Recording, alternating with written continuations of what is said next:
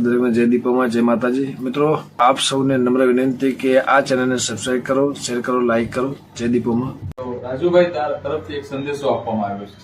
સમાજ। આખો વિડીયો જોતા પહેલા મિત્રો, હાલ રાજુ સોલંકી અને તેના સહિત 5 આરોપીઓ પર ગુસ્સી કોર્ટનો ગુનો દાખલ કરવામાં આવ્યો હતો અને તે ગુના હેઠળ તેની ધરપકડ કરવામાં આવી છે અને આ ધરપકડ બાદ રાજુ સોલંકી અને તેના સહિત કુલ 5 લોકોને 3 દિવસના રિમાન્ડ મંજૂર થયા હતા અને ત્યારબાદ રિમાન્ડ પૂરા થયા બાદ રાજુ સોલંકી અને 5 આરોપીઓને સુરતની લાજપોર જેલમાં ટ્રાન્સફર કરવામાં આવ્યા છે અને ત્યારબાદ રાજકોટની ગુસ્સીટોકની કોર્ટમાં રજૂ કરવામાં આવ્યા હતા અને ત્યારબાદ વકીલ દ્વારા એવું કહેવામાં આવ્યું કે આજે કોર્ટમાં કોઈ પણ પ્રકારની સુનાવણી કરવામાં આવી નથી અને આ ગુસ્સીટોકનો ગુનો 2019માં અમલમાં મૂકવામાં આવ્યો હતો અને ત્યારબાદ રાજુ સોલંકી કરતાં પણ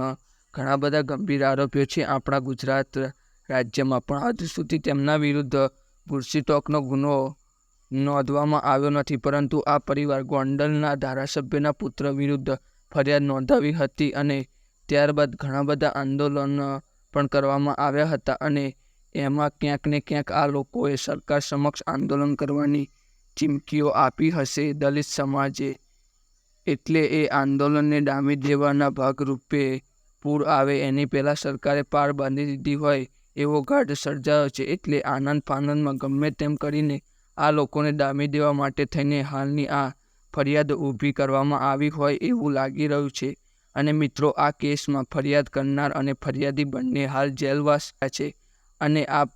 પરથી એવું કહી શકાય કે સરકારે એક કાંકરે બે ઘા કર્યા હોય તેવું લાગી રહ્યું છે। અને મિત્રો, આગળ વિડીયોમાં જુઓ કે રાજુ સોલંકીએ જેલમાં રહ્યા દલિત સમાજના આગેવાનોને શું સંદેશો આપ્યો અને મિત્રો, વિડીયોને લાઈક કરો, શેર કરો અને અમારી ચેનલને સબસ્ક્રાઇબ કરવાનું ભૂલતા નહીં મિત્રો। જય શ્રી કૃષ્ણ।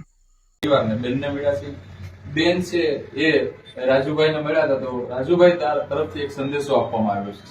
સમાજને। બેને એવું કીધું કે સિંગલ આવેદન પણ રાજુભાઈએ સમાજને આપવાની ના પાડેલી છે। આવી બેને અમે બધા આગેવાનો જે અત્યારે બેનને મળીને આવ્યા ત્યારે બેને અમે સ્વીકાર્યું છે, કારણ કે આ લડાઈ હવે આપણે જે છે એ રોડ પરની નથી, હવે જે લડાઈ છે એ હાલ ન્યાયિક લડાઈ છે, મતલબ કાનૂની લડાઈ છે। તો આ લડાઈ છે એ લડાઈના ભાગરૂપે આપણે કેવી રીતે લીગલ સાઈડ લડીએ એ